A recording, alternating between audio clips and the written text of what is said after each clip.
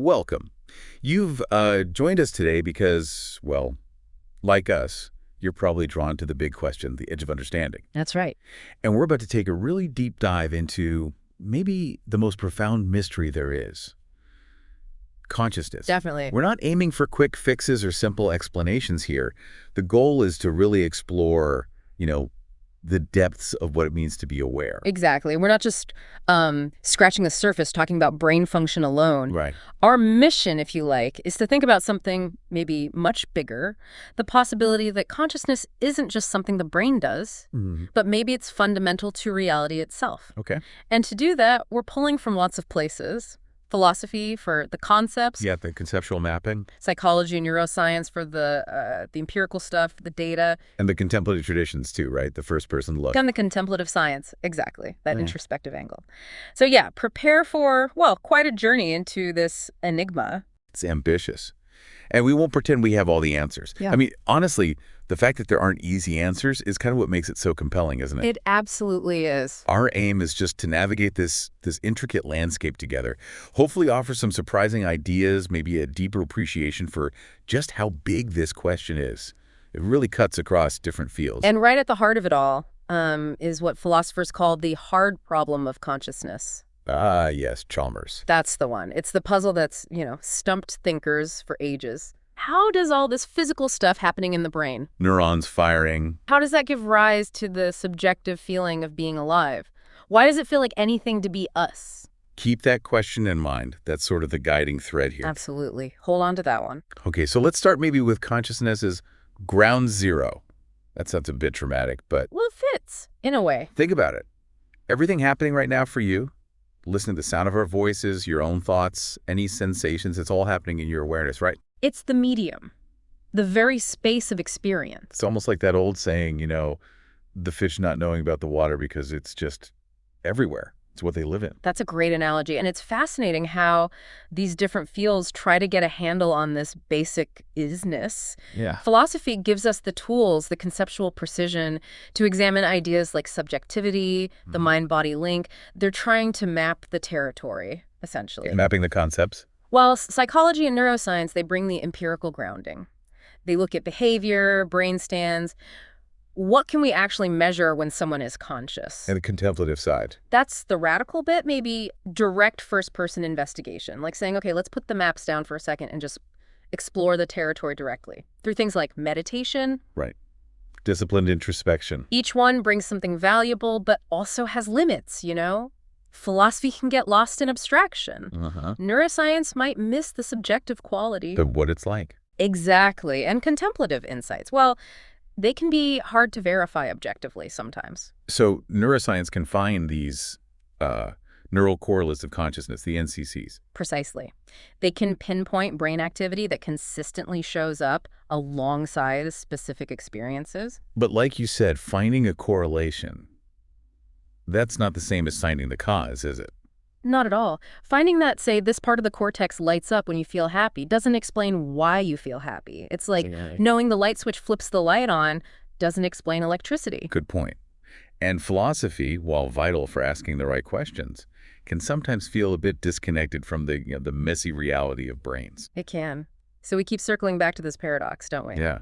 The thing that's most immediate to our own awareness is the hardest thing to actually pin down and understand. How do we objectively study the subjective? It's like trying to see your own eyes without a mirror. That really captures it. And this leads us right back to the hard problem. The dominant view in science, materialism, basically says everything's physical matter, right? And consciousness is just an emergent property of complex matter, like our brains. Which seems intuitive in some ways. I mean, damage the brain, and consciousness is clearly affected. Of course. That link is undeniable. But then Chalmers comes along and points out this explanatory gap. Right. He distinguishes between the easy problems and the hard problems. The easy problems being things like how we focus attention or tell the difference between sleep and wakefulness, things about function. Exactly. How the brain processes information, integrates sensory input, controls behavior. Science is making amazing progress on those. But the hard problem. The hard problem is different. It's why does all that processing feel like anything at all from the inside? Why is there subjective experience, the qualia? Qualia, like the redness of red or the taste of coffee. Precisely. The unique taste of that coffee, the feeling of warmth, the specific shade of blue you see. Why aren't we just complex biological robots processing information without any inner light show? Why is there this qualitative feel? Yeah, you can describe the neurochemistry of tasting coffee down to the last molecule. Uh-huh. But that description doesn't capture the actual experience, does it? Yeah. There's a gulf between the objective description and the first-person reality. That's the core of it, a fundamental divide. And this is why just finding those NCCs, the neural correlates, isn't enough then. It falls short. Yes, we can find brain areas like parts of the thalamocortical system that are active when we're aware. We can see patterns linked to certain experiences. But it's still just correlation. It's still correlation. It doesn't explain why that activity feels like something or why that specific activity feels like that specific thing. It's like seeing wires buzz when music plays doesn't explain the music itself or how it's made or why it moves us. Okay, so what about some of the other models? Like the brain as a prediction machine. That sounds intriguing. Predictive processing, the Bayesian brain. Yeah, that's a really powerful idea, gaining a lot of ground in neuroscience. The idea being that perception isn't just passive receiving, it's active construction. Exactly. The brain isn't just taking in data, it's constantly making predictions about what's going to happen next based on its internal models of the world. And then it uses sensory input mostly to check and update those predictions when they're wrong. So what we perceive is essentially the brain's best guess. The kind of controlled hallucination, some people call it. That's one way to put it. It really highlights how much the brain constructs our reality. Okay, that definitely explains a lot about perception, illusions, how we make sense of ambiguous input. For sure. But does it solve the hard problem? Even if the brain is this amazing prediction engine constantly simulating, why does the simulation feel like something? Why is there a viewer for this constructed reality? That's the question, isn't it? It might explain the how of perception brilliantly, the mechanisms, but the why of subjective experience, the perceiver, that seems to remain. The qualitative dimension is still a bit mysterious. It is. And philosophers have come up with thought experiments precisely to poke at this gap. Like Mary's room. The neuroscientist in the black and white room? Right. Mary knows absolutely everything there is to know physically about color vision, the wavelengths, the neural pathways, all of it, but she's never actually seen color. Okay. Then, one day, she walks out and sees a red rose. Does she learn anything new? The argument is Yes. she learns what it's like to see red. Exactly. A subjective quality that all the objective facts couldn't give her. None of the philosophical zombies. Another classic. These are hypothetical beings that are physically identical to us, behave exactly like us. They'd say, ouch, if you pinch them, talk about their feelings. But inwardly, there's nothing. No conscious experience. Lights are on. Nobody's home, so to speak. Just complex machinery mimicking consciousness. Right. The point isn't whether zombies could exist. It's that if we can even coherently conceive of such a being. It suggests that consciousness might be something extra, something not automatically guaranteed just by the physical structure and function. Precisely. These thought experiments force us to question if consciousness is simply reducible to physical processes. Okay, so wrestling with the hard problem, questioning the link between brain activity and experience. It naturally leads us to question something else we take for granted, doesn't it? What's that? The self. This feeling of a solid, continuous me inside, pulling the levers. Ah, yes. The command center feeling, the sense that there's an author of our thoughts and actions. But then you look at someone like David Hume, the philosopher. He tried looking inwards, introspecting. And what did he find? Not some fixed self, just a stream. A constant flow of perceptions, thoughts, feelings, sensations, one after another. The famous bundle theory. Yeah, he called the self just a bundle of these perceptions, linked by memory, maybe habit, but no underlying core thing holding it all together, no permanent observer. And it's fascinating how that resonates with, say, Buddhist philosophy. Anatta, no self. Exactly. Which isn't saying we don't exist, obviously. It's more about seeing through the illusion of a permanent, separate, independent self. Seeing it as a process, maybe, something constructed. Understanding its interconnected, changing nature.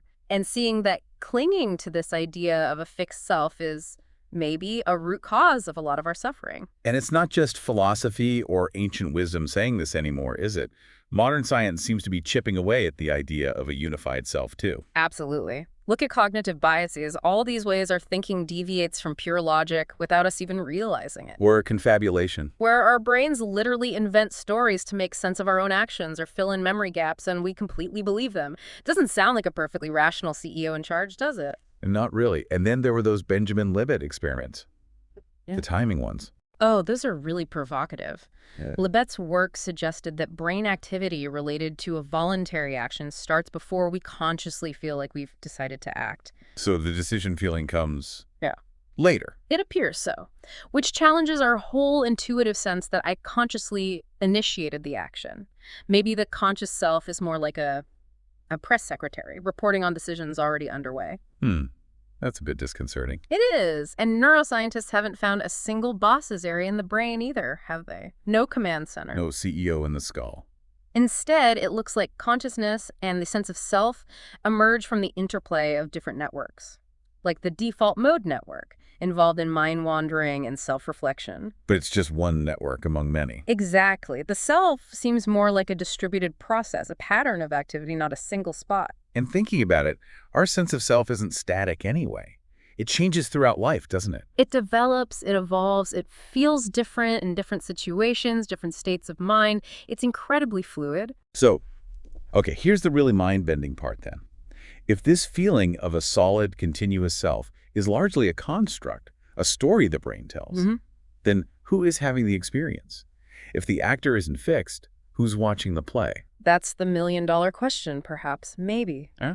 Maybe the experience itself is primary, Right. and the self is just a recurring pattern within that field of experience. Wow. Okay. That takes things in a different direction. It does, and it naturally leads us to think, well, what can we learn from states where that sense of self or normal consciousness is altered? Altered states of consciousness, ASCs. Right. If we only study the normal waking state, we might be missing huge parts of the picture. ASCs, from psychedelics, deep meditation, near-death experiences, they offer these unique windows. Psychedelics, for instance. People often report ego dissolution, right? The sense of self just dissolving. Completely.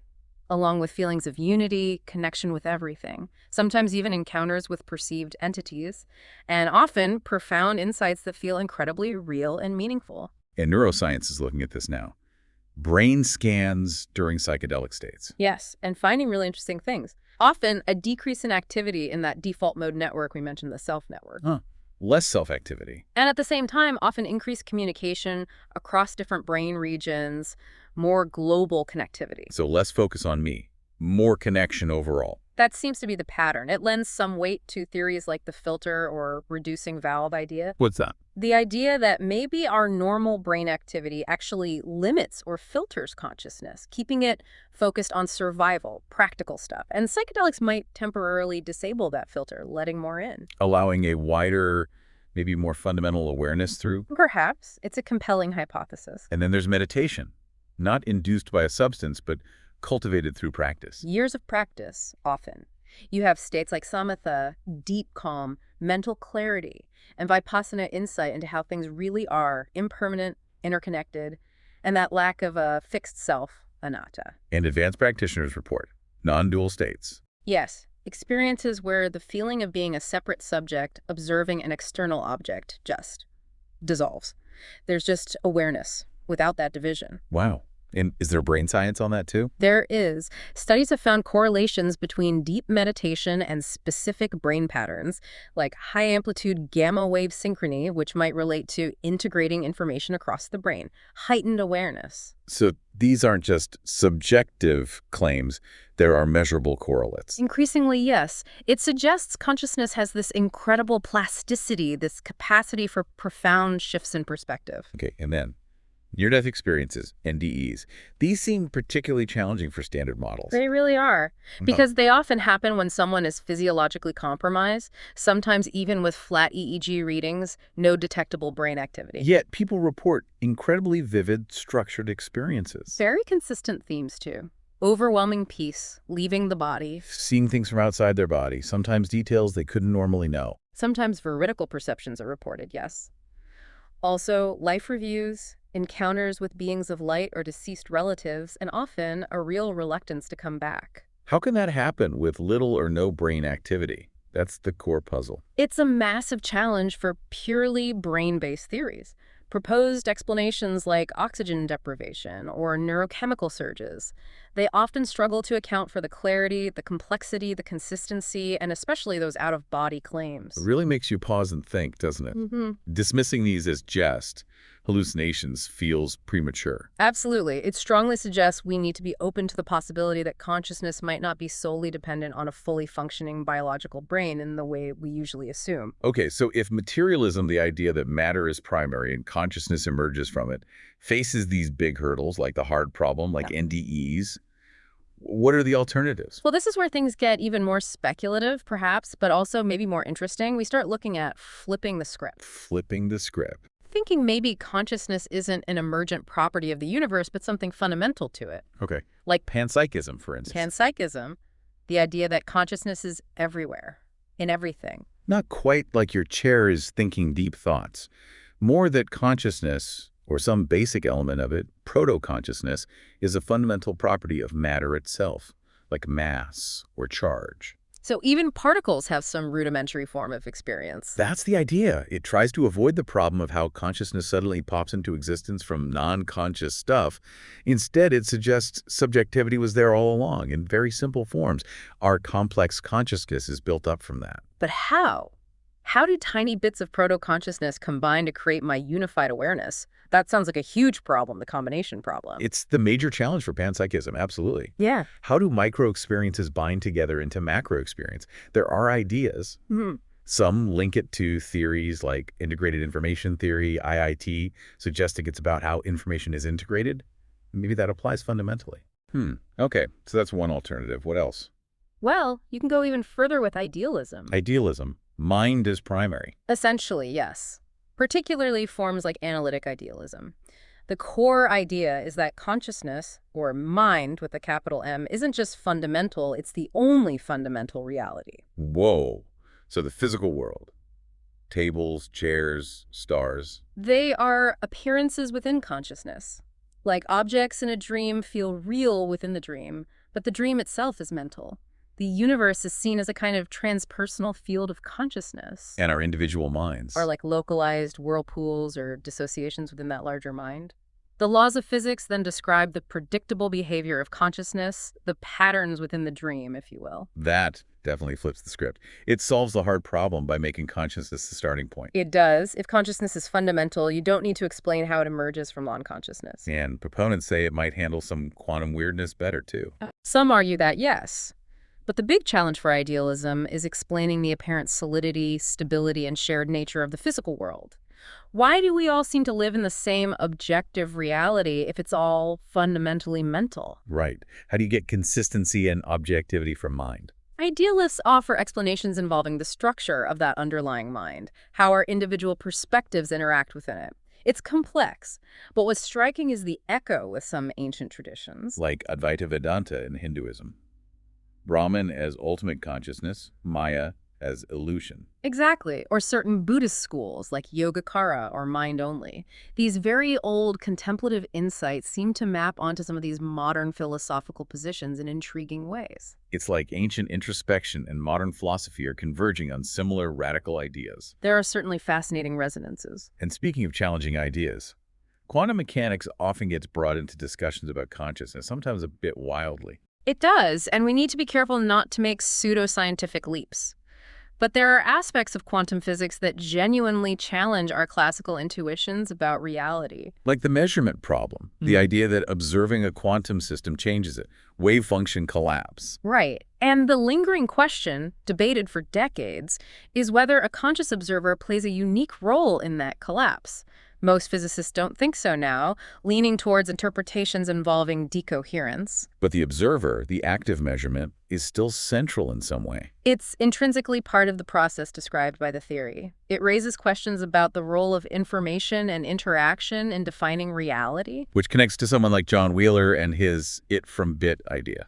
Yeah, the notion that information might be more fundamental than matter, and his concept of a participatory universe, that reality isn't just out there waiting to be discovered, but somehow comes into being through the questions we ask, the observations we make. A co-created reality in a sense. That's the implication. And then you have quantum entanglement. Spooky action at a distance. This deep interconnectedness between particles, no matter how far apart, that seems to defy our normal concepts of space and causality. Does that prove anything about consciousness? No, not directly. But it demonstrates a fundamental level of reality that is deeply interconnected and non-local, challenging purely mechanistic billiard ball views of the universe. Some speculate, could consciousness be related to this deeper, non-local stratum? So quantum mechanics doesn't prove consciousness creates reality or anything like that. Definitely not in any simple way. But it opens up conceptual space. It shows that reality at its base is weirder and perhaps more interconnected than we thought, potentially allowing for consciousness to play a more fundamental role than classical physics suggested. I think that's a fair way to put it. It loosens the grip of purely materialistic, mechanistic thinking and suggests reality might be stranger and more integrated than we assume. Okay. So we've covered a lot of ground. Materialism and its problems, the nature of self, altered states, panpsychism, idealism, hints from quantum physics. Where does this leave us? It feels like we need to integrate somehow. Exactly. It seems clear that sticking rigidly to just one perspective, especially pure reductionism, isn't going to cut it for understanding consciousness. We need frameworks that can hold multiple perspectives. You mentioned things like integral theory or neurophenomenology earlier, attempts to bridge the objective and subjective. Yes, attempts to combine third-person scientific data with rigorous first-person investigation of experience, trying to create a more complete map. And there's this question about the relationship between information, energy, and consciousness. Are they linked? That's a huge area of ongoing research and speculation. IIT tries to link consciousness directly to integrated information. Others explore biophysics, energy fields. Is consciousness a particular way systems organize information and energy flow? We don't know yet. But it keeps coming back to experience, doesn't it?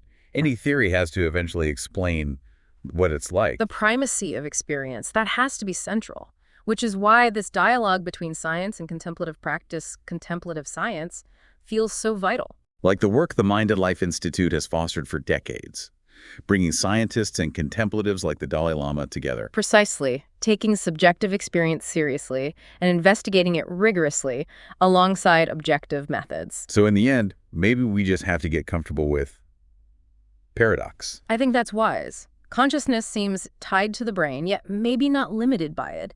It feels deeply personal, yet might connect to something universal. It arises from the physical, yet might be fundamental. Holding these tensions, these apparent contradictions, without rushing to simplistic answers. Maybe that's key. Recognizing the subtlety, the mystery. Exactly. Reality might just be more multifaceted than our current concepts can easily grasp. So as we wrap up this deep dive, for everyone listening, we hope you've got a sense of just how profound, how complex, and frankly, how mysterious consciousness really is. It's definitely not a solved problem. It's maybe the ultimate frontier. And thinking about this stuff, it's not just intellectual gymnastics, is it? It can actually change how we see things. Absolutely. If the self isn't as solid or separate as we think, what does that mean for compassion? For empathy? Seeing the self-other boundary as more porous. And appreciating subjective experience itself, maybe it fosters more reverence for life in all its forms. It could. And definitely, facing these huge unknowns cultivates a certain intellectual humility, doesn't it? It certainly should. We really don't have it all figured out.